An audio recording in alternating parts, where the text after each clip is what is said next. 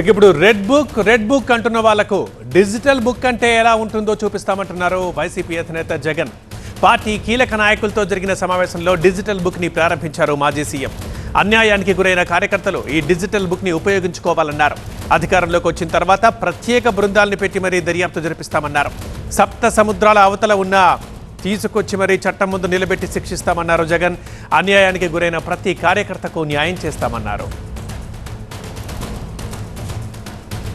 అన్యాయం చేసిన వాళ్ళను రిటైర్ అయిపోయి ఉన్నా కూడా, రాష్ట్రంలో వాళ్ళు లేకపోయినా కూడా, సప్త సముద్రాల అవతలున్న అందరినీ పిలిపిస్తాం, చట్టం ముందర నిలబెడతాం, నిలబెట్టించి శిక్ష పడేలా అన్యాయానికి ఈరోజు గురైన వ్యక్తికి సంతోషం కలిగించేలా ప్రతి అడుగు దీని ద్వారా పడుతుంది. ఖచ్చితంగా వీళ్ళేదో రెడ్ బుక్ అంటా ఉన్నారు. రేపు పొద్దున డిజిటల్ బుక్ ఎలా ఉంటుందో కూడా వీళ్ళందరికీ కూడా అర్థం కావాలి. మా కరెస్పాండెంట్ వసంత్తో మాట్లాడదాం లైవ్లో. వసంత్, ఇది ఈ డిజిటల్ బుక్ ఓన్లీ కార్యకర్తల కోసమేనా? అంటే ఇక ఏంటి బుక్ ఎలా పనిచేయబోతోంది?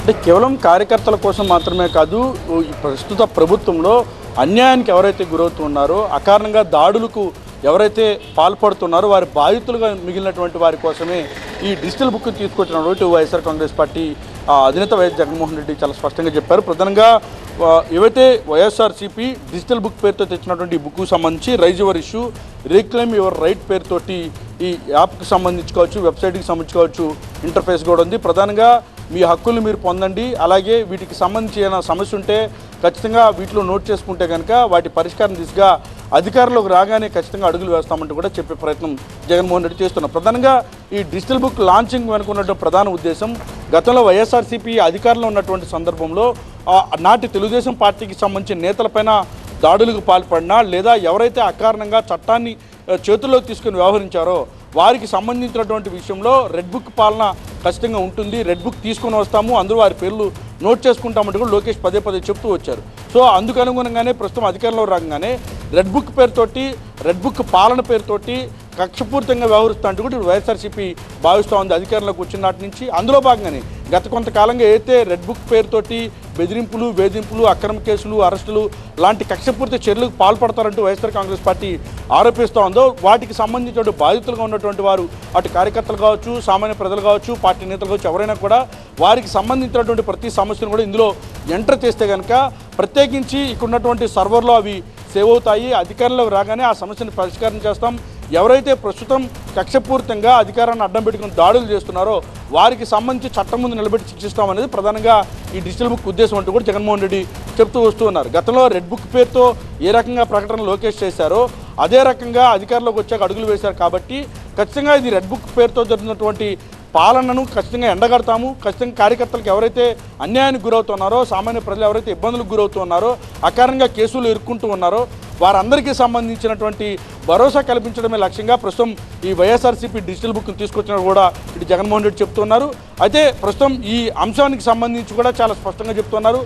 ఎవరైతే చట్టాన్ని చేతుల్లోకి తీసుకొని వేధింపులకు గురి చేశారో వారిని మాత్రం చట్టం ముందు నిలబెడతాము. ముఖ్యంగా ఎవరైనా రాష్ట్రాల సరిహద్దులు దాటి వెళ్ళినప్పటికీ కూడా వారి విషయంలో ఏమాత్రం కూడా వెనకడు వేయమంటూ కూడా జగన్మోహన్ రెడ్డి పదే చెప్తున్నారు. అందులో భాగంగానే దీన్ని ప్రవేశపెట్టినట్టు కూడా అయితే జగన్ చెప్తూ ఉన్నారు.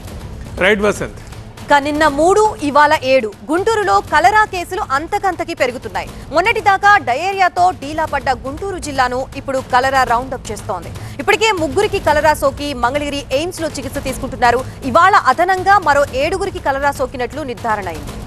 కలరా బాధితులందరూ మంగళగిరి, తాడేపల్లి పరిసరాల్లో పెనుమాక, మక్కావారిపాలెం, నవలూరు, తెనాలి మండలం అంగలకుదురు ప్రాంతాలకు చెందినవారు. మరొకరు కృష్ణా జిల్లా వాసి. పైగా వీళ్లంతా 40 ఏళ్ల లోపు వారే కావడం గమనార్హం. 4 ఏళ్ల చిన్నారి కూడా ఉండటంతో ఆందోళన పెరుగుతోంది. హై రిస్క్ ఉన్న ప్రాంతాల్లో మెడికల్ క్యాంప్స్ కొనసాగుతున్నాయి. 50 సర్వేలెన్స్ బృందాలు ఇంటింటి సర్వేలతో బిజీగా ఉన్నాయి.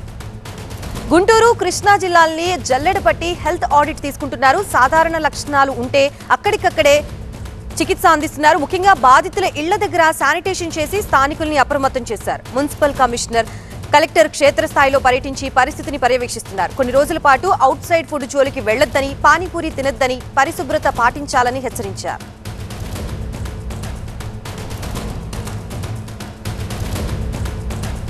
ప్రస్తుతం ఇదే అంశానికి సంబంధించి మనకి పూర్తి అప్డేట్స్ ఇవ్వడానికి గుంటూరు నుంచి మా ప్రతినిధి నాగరాజు సిద్ధంగా ఉన్నారు. నాగరాజు, గుంటూరుకే పరిమితమయ్యేలా లేదు ఈ కలరా మహమ్మారి, ఇరుగు పొరుగు జిల్లాలను కూడా టచ్ చేస్తోందంటున్నారు. హెల్త్ ఎమర్జెన్సీ సిచ్యువేషన్స్ వచ్చినట్లు స్థానికులు బెంబేలెత్తిపోతున్నారు. వైద్య ఆరోగ్య శాఖ ఏమంటోంది? అయితే మొదట గుంటూరు నగరంలో ఈ కలరా కేసులు బయటపడ్డాయి. ఆ తర్వాత గుంటూరు జిల్లా, ఇప్పుడు గుంటూరు జిల్లా నుంచి కూడా కృష్ణా జిల్లాకు సంబంధించిన ఒక వ్యక్తికి కూడా కలరా సోకడంతో ఎయిమ్స్లో చికిత్స పొందుతున్నట్లుగా తెలుస్తుంది. అయితే మొదట 2 రోజుల క్రితం 3 కేసులు మాత్రమే కలరా కేసులు వచ్చినట్లు కూడా గుర్తించారు. ఆ తర్వాత ఒక్కసారిగా వివిధ ప్రాంతాల నుంచి 7 కేసులు కూడా చికిత్స కోసం ఎయిమ్స్కి రావడం జరిగింది. ఈ నేపథ్యంలోనే జిల్లా యంత్రాంగం మొత్తం కూడా అప్రమత్తమైంది. గత 2 రోజుల నుంచి ఏదైతే మొదటగా గుంటూరు నగరంలో ఎక్కడైతే ప్రగతి నగర్లో 2 కలరా కేసులు వెలికి చూశాయో ఆ ప్రాంతానికి పెద్ద ఎత్తున కూడా అధికార యంత్రాంగం, అదేవిధంగా ప్రజాప్రతినిధులు కూడా చేరుకుంటున్నారు. గుంటూరు తూర్పు ఎమ్మెల్యే నజీర్ అహ్మద్, అదేవిధంగా కలెక్టర్ తమీం అన్సారియా, ఎవరైతే పులి శ్రీనివాస్ కమిషనర్గా ఉన్నారో వీళ్ళ ముగ్గురు కూడా క్షేత్రస్థాయిలో పర్యటించి ఈరోజు ఉదయాన్నే కొన్ని మెడికల్ కిట్లు కూడా అందజేయడం జరిగింది. ఈ మెడికల్ కిట్లో ముఖ్యంగా ఏదైతే ఓఆర్ఎస్ ప్యాకెట్స్తో పాటు వాళ్ళ ఆరోగ్యాన్ని కాపాడుకునేందుకు అవసరమైన అన్ని సూచనలు చేస్తూ కూడా పాంప్లెట్స్ అందిస్తూ ఉన్నారు. ముఖ్యంగా ప్రగతి నగర్లో చూసుకున్నట్లయితే అవుట్ బ్రేక్ ఇక్కడే స్టార్ట్ అయింది. కొంత ఎక్కువగా కలరా కేసులు ఇక్కడే బయటపడ్డాయి కాబట్టి ఆ ప్రాంతానికి మొత్తానికి కూడా తాగునీరు సరఫరా కార్పొరేషన్ అవుతుంది. ఆ కనెక్షన్స్ అన్ని కూడా కట్ చేశారు. పూర్తిగా బయట నుంచి ట్యాంకర్స్ ద్వారా నీటిని అందిస్తున్న నేపథ్యాన్ని కూడా చూస్తూ ఉన్నాం. మరొక వైపు మిగతా 6 ప్రాంతాల్లో కూడా వైద్య శిబిరాలను ఏర్పాటు చేశారు. ఎక్కడైతే ఈ కలరా కేసులు కావచ్చు, డయేరియా కేసులు కావచ్చు ఎక్కువగా ఉన్నాయో ఆయా ప్రాంతాల్లో డిఎంహెచ్ఓ ఆధ్వర్యంలో వైద్య శిబిరాలు అయితే నడుస్తున్నాయి. అయితే నిన్నటి వరకు వచ్చిన కేసులు ఏ ఒక్క ప్రాంతంలో కూడా ఎక్కువగా లేకపోవడం, వివిధ ప్రాంతాల నుంచి రావడం. గుంటూరులో కనుక చూసుకున్నట్టయితే గుంటూరు జిల్లాతో పాటు పొన్నూరు మండలంలోని ఇటికంపాడు అనే గ్రామం నుంచి కూడా వచ్చింది. అదేవిధంగా మంగళగిరి నియోజకవర్గంలోని తాడేపల్లి చూసుకుంటే తాడేపల్లి, పెనమాక, ప్రకాష్ నగర్, జగజ్జీవన్ రావు కాలనీ నుంచి కూడా 3 కేసులు ఎయిమ్స్కి రావడం జరిగింది. ఇలా వివిధ ప్రాంతాలకు కూడా విస్తరిస్తూ ఉంది. కానీ ఈ నేపథ్యంలోనే అధికార యంత్రాంగం అయితే మాత్రం కొంత వ్యక్తిగత పరిశుభ్రత పాటించడం, అదేవిధంగా ఇవాళ యాంటీబయాటిక్స్ పూర్తిగా అందుబాటులో ఉన్నాయి కాబట్టి కలరాకు భయపడాల్సిన అవసరం లేదని అధికారులు చెప్తున్నారు, వైద్యులు కూడా చెప్తున్నారు. ఎందుకంటే గతంలో లాగా కలరా విపరీతంగా వ్యాపించే అవకాశం ప్రస్తుతానికైతే లేదు. అదేవిధంగా తగ్గుముఖ పడుతుంది. అయితే ఇప్పటి వరకు జాయిన్ అయిన వాళ్ళు, కలరాతో జాయిన్ అయిన వాళ్ళు, ఆసుపత్రిలో చికిత్స పొందుతున్న వాళ్ళంతా కూడా కోలుకుంటున్న నేపథ్యాన్ని చూస్తున్నాం. ముఖ్యంగా మణిపాల్లో ఎవరైతే తెనాలకు సంబంధించిన అంగలకుదురుకు సంబంధించిన ఒక యువతి జాయిన్ అయిందో పూర్తిగా చికిత్స పొంది డిశ్చార్జ్ అవడం కూడా జరిగింది. అదేవిధంగా గుంటూరులో మొదట 2 కేసులు వచ్చాయి. ఆ 2 కేసులు కూడా కోలుకుంటున్న నేపథ్యం ఉన్నట్లు కూడా వైద్యులు చెప్తా ఉన్నారు. మొత్తం మీద చూసినట్టయితే ఈ రోజు ఎన్ని కేసులు నమోదవుతాయా అన్న ఒక ఆందోళన అయితే కనిపిస్తుంది. ఎందుకంటే వివిధ ప్రైవేట్ హాస్పిటల్స్ కూడా బాధితులు వెళ్తున్నారు. అదేవిధంగా గుంటూరు జీజీహెచ్కి వస్తున్నారు, వైద్య శిబిరాలు కొనసాగుతున్నాయి, యూపీహెచ్ఎస్లో చికిత్స అందిస్తున్నారు. కాబట్టి వీటన్నిటిలో కనుక ఏదైతే శాంపిల్స్ తీసి పరీక్ష ల్యాబులకు పంపుతున్నారో ఆ ల్యాబుల్లో వచ్చిన పరీక్షల ఆధారంగా కూడా కేసులను గుర్తిస్తున్నారు. కాబట్టి ఈ రోజు ఎన్ని కేసులు వస్తాయన్న ఒక ఆందోళన అయితే కనిపిస్తుంది. కానీ ప్రజలెవరూ కూడా భయపడాల్సిన అవసరం లేదు. ముఖ్యంగా త్రాగునీరు ఎక్కడైతే కొంత కలుషితమైందన్న వార్తలు వచ్చాయో అక్కడ ముత్తిగా కూడా త్రాగునీరు నిలిపివేసి బయట నుంచి సప్లై చేస్తున్నాం. అదేవిధంగా ఆహార పదార్థాల విషయంలో కూడా ప్రజలంతా కూడా అప్రమత్తంగా ఉండాలి. బయట ఫుడ్ని అయితే తినొద్దు. ముఖ్యంగా పానీపూరి కానీ, ఫ్రైడ్ రైస్ కానీ ఇటువంటి వాటి పట్ల ఇప్పటికే గుంటూరు నగరంలో అయితే వారం రోజుల పాటు బ్యాన్ విధించిన నేపథ్యంలో ప్రజలు భయపడవద్దు.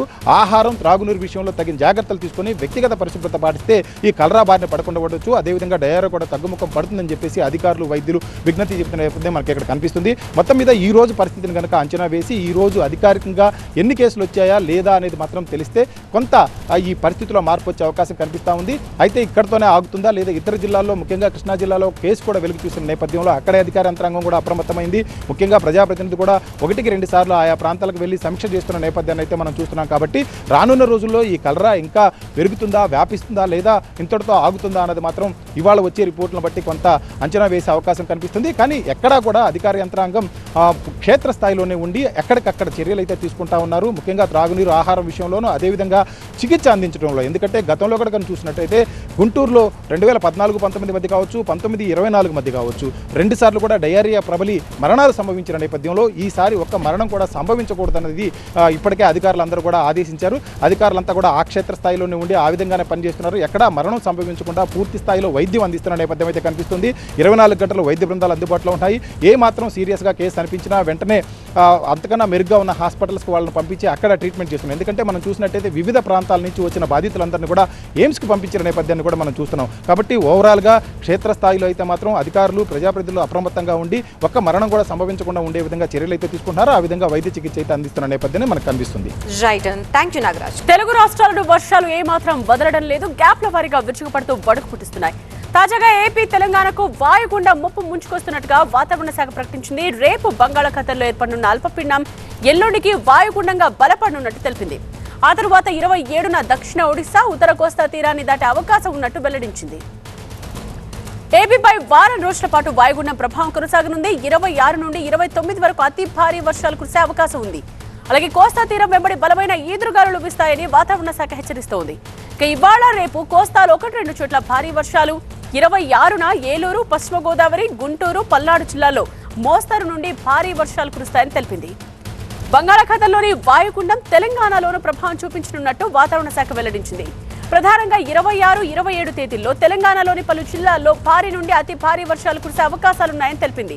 26న తెలంగాణలోని 18 జిల్లాల్లో పలు చోట్ల 10 నుండి 20 సెంటీమీటర్ల వర్షపాతం నమోదయ్యే అవకాశం ఉన్నట్టు ప్రకటించింది. 27న ఆదిలాబాద్, కొమరం భీం, ఆసిఫాబాద్, నిర్మల్, నిజామాబాద్, వికారాబాద్, సంగారెడ్డి, మెదక్, కామారెడ్డి జిల్లాల్లో అక్కడక్కడ మోస్తరు నుండి భారీ వర్షాలు కురిసే అవకాశం ఉందని వాతావరణ శాఖ తెలిపింది. ఇక ఏపీ తెలంగాణలోని ప్రస్తుత వాతావరణ పరిస్థితులను ఒకసారి చూద్దాం. ఏపీలోని 7 జిల్లాలకు ఎల్లో అలర్ట్ జారీ చేసింది. శ్రీకాకుళం, పార్వతీపురం మన్యం, విజయనగరం, అనకాపల్లి, అల్లూరి, సీతారామరాజు, అలాగే ఏలూరు, గుంటూరు జిల్లాల్లో మోస్తరు వానలు పడే అవకాశం ఉందని తెలిపింది. తెలంగాణలోని 20 జిల్లాలకు వాతావరణ శాఖ ఎల్లో అలర్ట్ జారీ చేసింది. ఆయా జిల్లాల్లో ఒక మోస్తరు వర్షాలు కురిసే అవకాశం ఉన్నట్టు ప్రకటించింది. సీనియర్ కరెస్పాండెంట్ ఖాజా లైవ్ లో సిద్ధంగా ఉన్నారు మరిన్ని అప్డేట్స్ తో. ఖాజా, ఇంకా ఐఎండీ ఏం చెప్తోంది? ఏ ప్రాంతాల్లో అధికారులు అలర్ట్ గా ఉన్నారు ఇప్పటికీ? ఖచ్చితంగా రాగల 6 రోజుల పాటు ఏపీ తెలంగాణలో చాలా చోట్ల మోస్తరు నుంచి విస్తారంగా వర్షాలు కురిసే అవకాశం ఉంది. ఎందుకంటే ఇప్పటికే అల్పపీడన ప్రభావంతో కొన్ని జిల్లాల్లో వర్షాలు కురుస్తున్నాయి. మరో అల్పపీడనం రేపు ఉత్తర దానికి ఆనుకుని ఉన్న మధ్య బంగాళాఖాతంలో మరో అల్పపీడనం ఏర్పడబోతుంది. ఇది దానికి తదుపరి 24 గంటల్లో అంటే 26వ తేదీ నాటికి వాయుగుణంగా అల్పపీడనం బలపడబోతుంది. ఆ తర్వాత అది ఉత్తర కోస్తా, దక్షిణ ఒడిశా తీరాన్ని దాటే అవకాశం ఉందని వాతావరణ శాఖ అంచనా వేస్తుంది. ఇదే క్రమంలో కోస్తా తీరం వెంబడి బలమైన ఎదురుగాలులు వీస్తాయి. సముద్రంలో మత్స్యకారులంతా అప్రమత్తంగా ఉండాలని సూచిస్తున్నారు. ఇప్పటికే ఎవరెవరైతే సముద్రంలో వేటకు వెళ్ళారో వారంతా కూడా రేపటిలోగా తీరానికి తిరిగి రావాలి. ఆ తర్వాత గాలుల తీవ్రత మరింత పెరిగే అవకాశం ఉంది. సముద్రంలో వేట చేయొద్దని ఇప్పటికే సూచనలు జారీ చేశారు. ప్రధానంగా ఈ అల్పపీడన ప్రభావంతో రేపు ఏపీలోని చాలా జిల్లాలకు ఎల్లో అలర్ట్ జారీ చేశారు. ఎందుకంటే చాలా చోట్ల మోస్తరు నుంచి విస్తారంగా, కొన్ని చోట్ల భారీ వర్షాలు కురుస్తాయి. ముఖ్యంగా శ్రీకాకుళం, విజయనగరం, విశాఖపట్నం, పార్వతీపురం మన్యం, అల్లూరి జిల్లా, అనకాపల్లి, దీంతోపాటు